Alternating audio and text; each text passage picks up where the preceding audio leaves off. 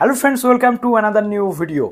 মাধ্যমিক যারা পাশ করলে 2023 সালে তাদের জন্য আরও একটি স্পেশাল ভিডিও নিয়ে হাজির হয়েছি আজকে। যারা নতুন আছো এই চ্যানেলে অবশ্যই চ্যানেলটিকে সাবস্ক্রাইব করে পাশে থাকা বেল আইকনটি ক্লিক করে দাও, যাতে সমস্ত তথ্যগুলো তোমরা টাইম টু টাইম এখান থেকে পেয়ে যাও। স্কলারশিপ, ভর্তি সংক্রান্ত বিষয় থেকে শুরু করে প্রত্যেকটা শিক্ষামূলক তথ্য পাওয়ার জন্য আমাদের চ্যানেলটিকে সাবস্ক্রাইব করে বেল আইকনটিকে প্রেস করে দাও। তো 2023-এ যারা মাধ্যমিক পাশ করলে তাদের রেজাল্ট দেখার ভিডিও করে দিয়েছি। রিভিউ কিভাবে করবে, স্কুটিনি কিভাবে করবে, বা তোমাদের আরটিআই এর কি প্রসেস রয়েছে সেটাও অলরেডি বলে দিয়েছি গতকালকের ভিডিওতে। আজকের ভিডিওটা তাহলে কি জন্য? আজকের ভিডিওটা মেনলি স্পেশাল হতে চলেছে সেই সমস্ত ক্যান্ডিডেটদের জন্য, সেই সমস্ত বলা ভুল, প্রত্যেকটা ক্যান্ডিডেটদের জন্য যারা মাধ্যমিক পাশ করলে এবার 11-এ ভর্তি হতে চাইছো।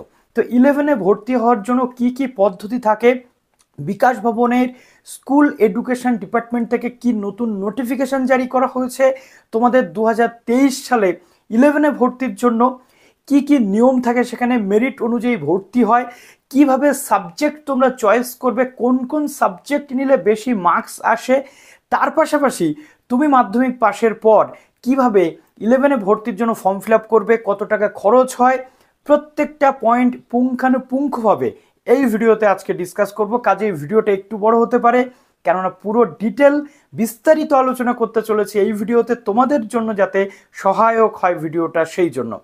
এবং এটাও তোমাদের বলতে চাইবো, অনেকে কনফিউজড থাকো মাধ্যমিক পাশের পর যে তুমি আর্টস নিয়ে পড়বে, সায়েন্স নিয়ে পড়বে নাকি কমার্স নিয়ে পড়বে।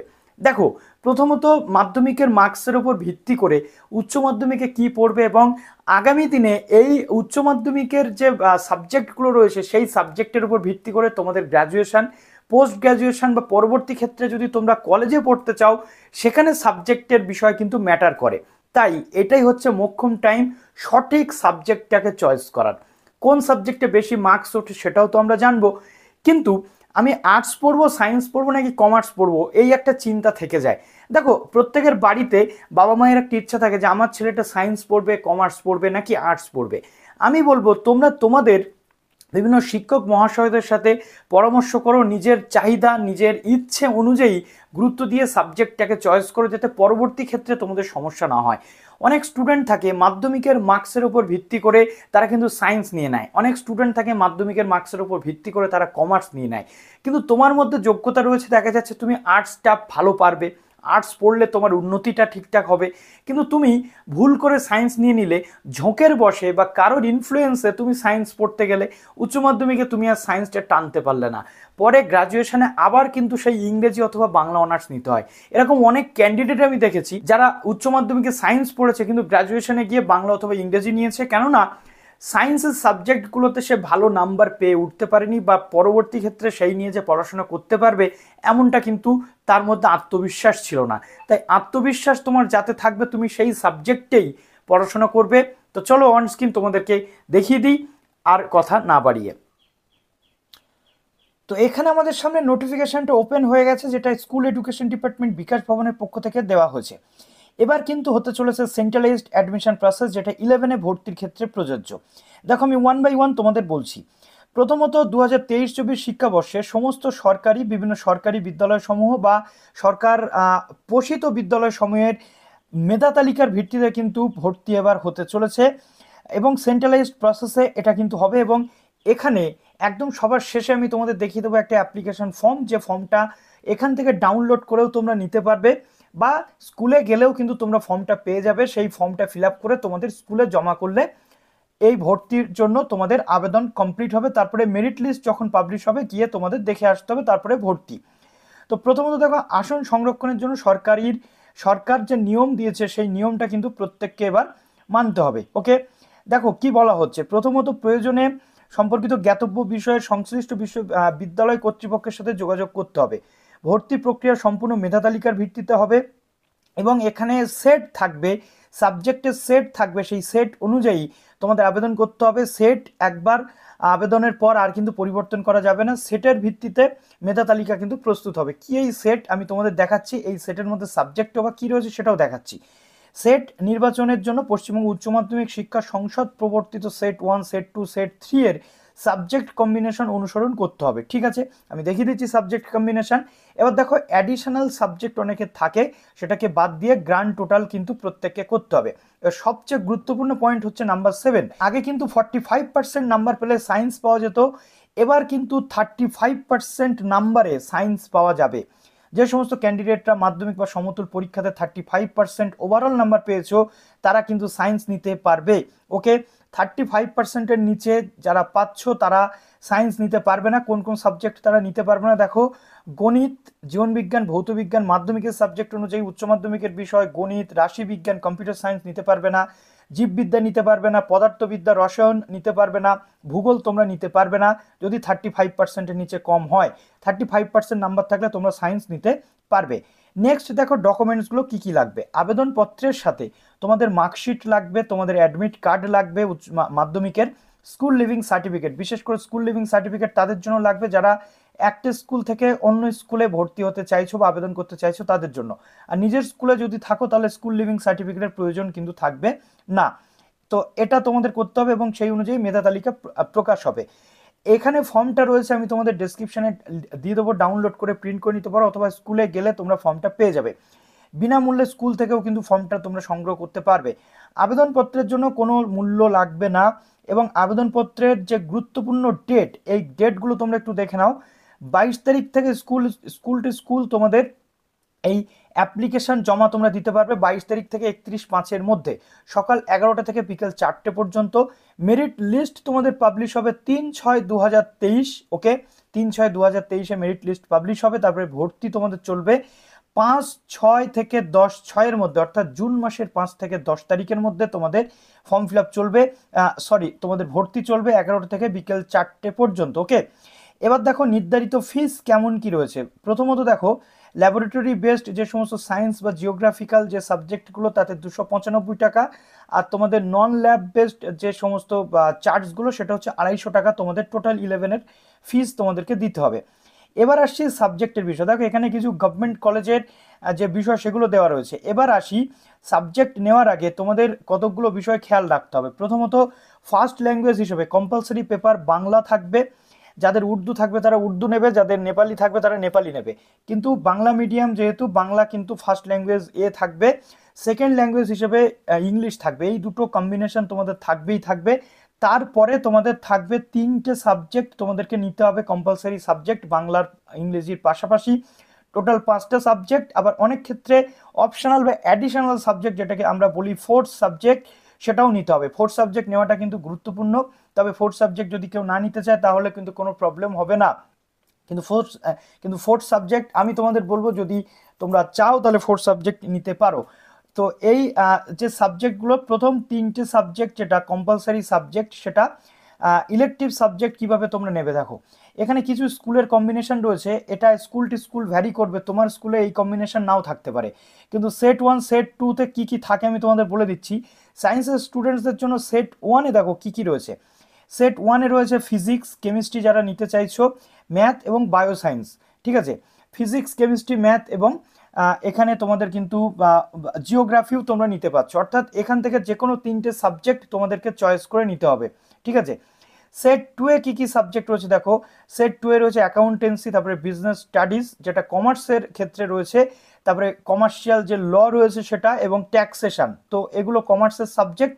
তো এই সাবজেক্টগুলো ভবিষ্যতে কিন্তু তোমাদের অনেকটাই কাজে লাগতে পারে, এবং তোমরা যদি কমার্স পড়তে চাও এই সাবজেক্টগুলো তোমরা নিতে পারছো, সায়েন্স পড়তে গেলে এই সাবজেক্টগুলো নিতে পারছো। যদি তুমি পিওর সায়েন্স পড়তে চাও তাহলে ফিজিক্স, কেমিস্ট্রি, ম্যাথ তোমাকে নিতে হবে। যদি তুমি বায়োলজিক্যাল সায়েন্স পড়তে চাও তাহলে তুমি বায়ো সায়েন্স অবশ্যই নেবে, ফিজিক্স বা ম্যাথের মধ্যে যে কোনো একটা সাবজেক্ট তুমি নিতে পারবে। ঠিক আছে, বা তুমি কেমিস্ট্রি বা ফিজিক্স, বায়োলজি নিতে পারবে, এইভাবে তুমি নিতে পারবে। বা তুমি জিওগ্রাফি, বায়ো সায়েন্স বা ফিজিক্স এর মধ্যে থেকেও কিন্তু নিতে পারবে। এবার অনেক ক্ষেত্রে আমরা ভবিষ্যতে যখন বিএসসি পড়তে যাব কোনো কোনো ইউনিভার্সিটিতে, কিন্তু আমাদের ধরো বিএসসি জিওগ্রাফি আমরা পড়তে চাইছি, যাদবপুর বা অন্যান্য যে ইউনিভার্সিটিগুলো থাকে সেখানে জিওগ্রাফির সাথে কিন্তু ম্যাথ চায়। তো সেখানে তোমাকে ম্যাথ অবশ্যই নিতে হবে। যদি কেউ মনে করছো জিওগ্রাফি নিয়ে পড়তে চাইছো তাহলে জিওগ্রাফি, ম্যাথ এবং আর্টসের যে কোনো একটা সাবজেক্ট তুমি নিতে পারছো। আবার যদি তুমি মনে করছো না জিওগ্রাফির সাথে আমি ইকোনমিক্স নেবো, তাও নিতে পারছো। এবার চলে আসি সেট 3-তে কী কী সাবজেক্ট রয়েছে। আর্টসের সাবজেক্ট রয়েছে সেট 3-তে। যেখানে তোমরা পাচ্ছ জিওগ্রাফি, ভিজুয়াল আর্টসের মধ্যে বিভিন্ন বিষয় রয়েছে। প্রফেশনাল কোর্সের ক্ষেত্রে কিন্তু ভিজুয়াল আর্টসটা কিন্তু গুরুত্বপূর্ণ। ফিলোসফি রয়েছে, ম্যাথমেটিক্স রয়েছে, হিস্ট্রি রয়েছে, ইকোনমিক্স রয়েছে, সংস্কৃত রয়েছে। এখান থেকে যে কোনো সাবজেক্ট কিন্তু তোমরা নিতে পারছ, যে কোনো 3 সাবজেক্ট। ওকে, তো এই যে বিষয়গুলো, এগুলো তোমাদেরকে জাস্ট বলার। এবার দেখো নেক্সট কিছু নতুন সাবজেক্ট এবার অ্যাড হয়েছে, যেগুলো স্কোরিং সাবজেক্ট। সায়েন্সের ক্ষেত্রে স্কোরিং সাবজেক্ট তো এইগুলো রয়েছে, ফিজিক্স, কেমিস্ট্রি বা ম্যাথ, এগুলো রয়েছে। এর পাশাপাশি দেখো এবছর থেকে কিছু সাবজেক্ট নতুন যোগ হয়েছে, যেমন কম্পিউটার অ্যাপ্লিকেশন রয়েছে, যেমন এখানে তোমাদের কম্পিউটার সায়েন্স রয়েছে, ডেটা সায়েন্স রয়েছে বা এআই রয়েছে। এগুলোতে তোমরা অ্যাপ্লাই করতে পারছো। আর্টিফিশিয়াল ইন্টেলিজেন্স, যেগুলো কিন্তু খুব স্কোরিং সাবজেক্ট, অনেক ভালো মার্কস কিন্তু এই সাবজেক্টগুলোতে ওঠে এবং ভবিষ্যতে গিয়ে তোমরা কিন্তু অনেক ভালো ফিউচার পেতে পারো এই সাবজেক্টগুলো পড়লে বিভিন্ন ইউনিভার্সিটি বা কলেজে। তারপর দেখো এখানেও কিন্তু কমার্সের সাথেও আরেকটি স্কুলে দেওয়া হচ্ছে অ্যাকাউন্টেন্সি, বিজনেস স্টাডিজ রয়েছে, ম্যাথ রয়েছে, তারপরে কম্পিউটার অ্যাপ্লিকেশন রয়েছে, ইকোনমিক্স রয়েছে, ট্যাক্সেশন রয়েছে। তারপরে তোমাদের এখানে ডেটা সায়েন্স এবং এআইও কিন্তু দেওয়া হচ্ছে কমার্সের সাথেও। এর সাথে সাথে দেখো আর্টসের সাথেও কিন্তু ডেটা সায়েন্স বা এআই তোমরা পড়তে পারছো, হিস্ট্রি বা ম্যাথ, তারপরে কম্পিউটার অ্যাপ্লিকেশান, এই সাবজেক্টগুলোর সাথে। তো আর্টসের জন্য স্কোরিং সাবজেক্ট বেশি নাম্বার ওঠে যেগুলোতে, সেটা জিওগ্রাফিতে ওঠে, তারপরে কম্পিউটার অ্যাপ্লিকেশান তোমরা নিতে পারছো, সংস্কৃত নিতে পারছো, ইকোনমিক্স নিতে পারছো। তো এই সাবজেক্টগুলোতে কিন্তু খুব ভালো ভালো মার্কস ওঠে, যদিও এখন হিস্ট্রি বা পল সায়েন্সও 90+ কিন্তু উচ্চ মাধ্যমিকে মার্কস তোমরা পেতেই পারো। তো তোমাদের উচ্চ মাধ্যমিকের সাবজেক্টের উপর ভিত্তি করে ভবিষ্যতের কলেজ বা ইউনিভার্সিটির লাইফ কিন্তু ডিপেন্ড করবে। তো সেই অনুযায়ী তোমাদের সাবজেক্ট কিন্তু নিতে হবে।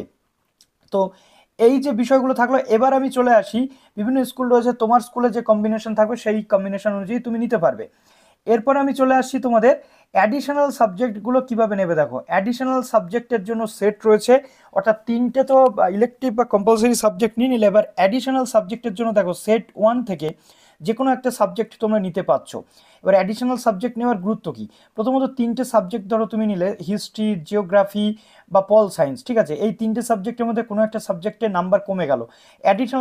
অ্যাডিশনাল সাবজেক্ট দেখা যাচ্ছে তোমার রইল সংস্কৃত বা এখানে রয়েছে কম্পিউটার সায়েন্স। সেক্ষেত্রে তুমি যদি 90 পেয়ে যাও, তাহলে এটাই কিন্তু মেন সাবজেক্ট হয়ে যাবে, তখন কিন্তু হিস্ট্রিটা এখান থেকে বাদ চলে যাবে। ওকে, তো এখান থেকে সেট 1-এর সাবজেক্ট দেখো physics, nutrition, chemistry, economics, mathematics, তারপরে সাইকোলজি রয়েছে, সাইকোলজি এবং অ্যাগ্রোনমি বা অ্যানথ্রোপোলজি, দারুণ দারুণ সাবজেক্ট কিন্তু রয়েছে। বায়োলজিক্যাল সায়েন্স রয়েছে, এবং সাইকোলজিটা তোমরা মেন সাবজেক্ট হিসেবেও নিতে পারো, অনেক স্কুল কিন্তু দেয়। বায়োলজিক্যাল সায়েন্স, স্ট্যাটিস্টিক্স রয়েছে, জিওগ্রাফি রয়েছে। তো স্ট্যাটিস্টিক্স নিয়েও কিন্তু পড়তে পারো, ঠিক আছে? পরিসংখ্যান বা সংখ্যাবিদ্যা, এই সাবজেক্টগুলো নিয়ে পড়লে কিন্তু ভবিষ্যৎ খুব উজ্জ্বল হতে পারে। Computer science, computer application, environmental studies, যে কোনো একটা তোমরা চুজ করতে পারো। ভোকেশনাল সাবজেক্ট, যেগুলো ভোকেশনাল নিয়ে যারা পড়ছো তারাও কিন্তু পড়তে পারছো। অ্যাকাউন্টেন্সি রয়েছে, বিজনেস স্টাডিজ, কমার্শিয়াল ল, এবং এখানে রয়েছে যে অডিটিং রয়েছে, কস্টিং এবং ট্যাক্সেশন। ইকোনমিক্স রয়েছে, কম্পিউটার অ্যাপ্লিকেশান, ম্যাথমেটিক্স, ঠিক আছে? এখান থেকে যে কোনো সাবজেক্ট নিতে পারছো। বা তুমি যদি আর্টসেও নিতে চাইছো, তাহলে পল সায়েন্স, এডুকেশন বা নিউট্রিশন 4th সাবজেক্ট হিসেবে নিতে পারছো। জার্নালিজম, মাস কমিউনিকেশন একটা দারুণ প্রফেশনাল কোর্স। সাংবাদিকতা, অনেক ক্যান্ডিডেট কিন্তু গ্র্যাজুয়েশনে জার্নালিজম, মাস কমিউনিকেশন বা মাস্টার্সে পড়ে থাকে। ফিলোসফি বা সোশিওলজি তুমি পড়তে পারছো। History, anthropology, psychology, mathematics, agronomy পড়তে পারছো। দেখো এগ্রিকালচারের ক্ষেত্রেও কিন্তু বিষয়গুলো রয়েছে, অ্যাগ্রোনমি বা এই যে ব্যাপারগুলো। জিওগ্রাফি, হোম ম্যানেজমেন্ট অনেকে নিয়ে থাকে, ফ্যামিলি রিসোর্স ম্যানেজমেন্ট, ঠিক আছে? এবার আসছি যেটা বলছিলাম ভিজুয়াল আর্টস প্রফেশনাল কোর্সের ক্ষেত্রে, like Rabindra Bharati university, Visva Bharati university বা অন্যান্য ইউনিভার্সিটি বা কলেজগুলোতেও কিন্তু মিউজিক নিয়ে পড়া যায়, ভিজুয়াল আর্টস, হেলথ এবং ফিজিক্যাল এডুকেশন নিয়ে পড়া যায়, এনভায়রনমেন্টাল স্টাডিজ বা কম্পিউটার অ্যাপ্লিকেশন নিয়েও কিন্তু পড়া যায়, ঠিক আছে? তো এটা প্রফেশনাল কোর্স যারা করতে চাইছো, ট্র্যাডিশনাল সাধারণ কোর্স নয়, এগুলো সব প্রফেশনাল কোর্স। এই মিউজিক, ভিজুয়াল আর্টস, তারপরে জার্নালিজম, মাস কমিউনিকেশন, এগুলো পড়াশোনা করার পর তোমাদের কিন্তু চাকরির জন্য অনেক বেশি সুযোগ কিন্তু তোমরা পেতে পারবে। তো এইভাবে পুরো যে বিষয় সেটা তোমাদের হতে চলেছে। তো কলেজ ইউনিভার্সিটি লেভেলে বা অন্যান্য যে ব্যাপার সেগুলো তোমাদের দেখতে হবে। এবার দেখো ফর্মটা কীভাবে ফিল আপ করবে দেখিয়ে দিচ্ছি। এই ফর্মটা তোমরা প্রিন্ট করে নিতে পারো। এখানে একটা ফটো তোমাদের দিতে হবে এবং অ্যাটেস্টেড, ঠিক আছে? সেলফ অ্যাটেস্টেড করতে হবে। এখান থেকে সিগনেচার তোমাদের করতে হবে, ঠিক আছে? যাতে করে ছবির ওপরে সিগনেচারটা যায়, হাফ নিচে, হাফ ছবির ওপরে। তারপর দেখো এখানে স্কুলের নাম তোমাদের দিতে হবে। ওকে, স্কুলের নামটা তোমরা দিলে যে স্কুলে আবেদন করতে চাইছো। এবার এখানে তোমার নাম দিতে হবে বড় হাতের ক্যাপিটাল লেটারে দিতে হবে। স্টুডেন্ট আইডি বাংলার শিক্ষা পোর্টালে যদি তোমার নাম অন্তর্ভুক্ত থাকে স্টুডেন্ট আইডি দেবে। ফর্মটা খুব ভালোভাবে মন কান দিয়ে ফিল আপ করবে। ডেট অফ বার্থ এখানে দেবে মাধ্যমিকের অ্যাডমিট কার্ড অনুযায়ী। যেহেতু ক্যাটেগরি অনুযায়ী মেরিট লিস্ট পাবলিশ হবে, এসসি এসটি ওবিসি নাকি জেনারেল সেটা এখানে তোমাকে দিতে হবে। ন্যাশনালিটি এখানে তুমি দিলে ইন্ডিয়ান, ঠিক আছে। অ্যাড্রেস উইথ পিন এখানে তোমার অ্যাড্রেসটা দিচ্ছ ব্লক লেটারে, ওকে। টেলিফোন নাম্বার, ল্যান্ডলাইন এবং মোবাইল। ল্যান্ডলাইন নাম্বার তুমি দিতেও পারো নাও দিতে পারো, কিন্তু মোবাইল নাম্বারটা অবশ্যই এখানে দিয়ে দিও। তোমার বাবা কি করেন, তোমার মা কি করেন সেটা দিচ্ছ। তোমার গার্ডিয়ানকে বাবা নাকি মা তার নাম এখানে দিচ্ছ। এবার এই গার্ডিয়ানের সাথে তোমার সম্পর্ক কি সেটা দিচ্ছ। যদি বাবা হয় তাহলে বাবা দিচ্ছ। এবার তোমার গার্জিয়ানের যে address, pin number, phone number সহ দিতে হবে। এবার আসছে name and address of the school last attendant, অর্থাৎ তুমি লাস্ট কোন স্কুলে পড়াশোনা করেছো সেই স্কুলের নাম এবং ঠিকানা এখানে লিখতে হবে, ঠিক আছে। তুমি লাস্ট কোন এক্সামিনেশন পাস করেছো, মাধ্যমিক পরীক্ষা, এটা দিতে হবে, ঠিক আছে। এবার নেম অফ দ্য বোর্ড, কোন বোর্ড থেকে পাস করেছো, WBBSE অর্থাৎ West Bengal board of secondary education, সেটা এখানে তোমাকে কিন্তু দিয়ে দিতে হবে। কত সালে তুমি পাস করেছো এবং তোমার রোল এবং নাম্বার কত ছিল অ্যাডমিট কার্ড দেখে এখানে বসিয়ে দেবে, ওকে। এবার গুরুত্বপূর্ণ পয়েন্ট হচ্ছে 14 নম্বর ভাগটা, যেখানে সাবজেক্ট দিতে হবে। কি কি দেওয়া রয়েছে দেখো, ফুল মার্কস এবং অবটেন মার্কস। ফুল মার্কসটা তোমরা পেয়ে যাচ্ছ ওপরে এবং তুমি কত পেয়েছো সেটা। বাংলাতে তুমি 100-র মধ্যে কত পেয়েছো, ধরো 70 পেয়েছো। ইংলিশে তুমি 100-র মধ্যে ধরো 60 পেয়েছো, সেটা দিচ্ছ। এবার টোটাল এখানে কত পেয়েছো, 60 আর 70 হয়ে গেল 130। এখানে কিন্তু তোমাকে দিতে হচ্ছে 130, ওকে। ম্যাথে তুমি কত পেয়েছো সেটা দিচ্ছ। ফিজিক্যাল সায়েন্সে তুমি কত পেয়েছো সেটা দিচ্ছ। লাইফ সায়েন্সে তুমি কত পেয়েছো সেটা দিচ্ছ। টোটাল এই 3টে সাবজেক্ট মিলে কত পেয়েছো সেটা এখানে তোমাকে দিতে হবে। তারপরে ইতিহাসে কত পেয়েছো, ভূগোলে কত পেয়েছো সেটা এখানে লিখছো, এবং এই দুটো 100 100 200 করে কত পেয়েছো সেটা এখানে তোমাকে দিতে হবে। অ্যাডিশনাল সাবজেক্ট যদি থাকে তাহলে দিচ্ছ, নাহলে দিচ্ছ না। এবার এই টোটাল 700-র মধ্যে তুমি কত পেয়েছো সেই নাম্বারটা এখানে বসাতে হবে। অ্যাডিশনাল নাম্বারটা কিন্তু এখানে যোগ হবে না, অ্যাডিশনাল নাম্বারটা বাদ দিয়ে তোমাকে বসাতে হবে। এবার পার্সেন্টেজ অফ মার্কস তোমাকে দিতে হবে, যে নাম্বারটা তুমি পেয়েছো সেটা দিয়ে 700 ভাগ করে দিলেই তুমি কিন্তু তোমার পার্সেন্টেজ অফ মার্কস এখানে পেয়ে যাবে। এবার সাবজেক্ট আসে সেট 1 এবং সেট 2, সেট 3, এবং এখান থেকে তোমাকে সাবজেক্ট কিন্তু নিতে হবে। তুমি যদি আর্টস নিতে চাও তাহলে সাবজেক্ট 1 হিস্ট্রি, পল সায়েন্স, যেভাবে সেট অনুযায়ী দেওয়া রয়েছে 3টে সাবজেক্ট দিয়ে দিলে তারপরে 4th সাবজেক্ট এখানে তুমি দিয়ে দিচ্ছ। এইটা কমপ্লিট করার পর এখানে তোমার সিগনেচার দিতে হবে। তুমি ক্যান্ডিডেট হয়ে থাকলে তোমার সিগনেচার সাথে ডেট, এখানে তোমার গার্জিয়ানের সিগনেচার সাথে ডেট, এটা দিয়ে তুমি স্কুলে নিয়ে কমপ্লিট করে জমা করে দিচ্ছ। তারপরে স্কুল থেকে তোমাকে এটা কেটে দেওয়া হবে অ্যাজ এ রিসিভ হিসেবে। তো এইভাবে তুমি করছো। তারপরে ওই যে ডেট রয়েছে সেই ডেটে গিয়ে মেরিট লিস্ট চেক করে তোমাকে কিন্তু ভর্তি হতে হবে। তো আশা করছি এখান থেকে পুরো ডিটেলটা তোমরা পেয়ে গেলে। যদি এখনও কোনো প্রশ্ন থাকে কমেন্ট সেকশনে বা ইনস্টাগ্রাম আইডি রয়েছে দেওয়া ডিসক্রিপশানে, সেখান থেকে গিয়ে আমাকে তোমরা মেসেজ করতে পারো। ভালো থেকো সবাই, বেস্ট অফ লাক।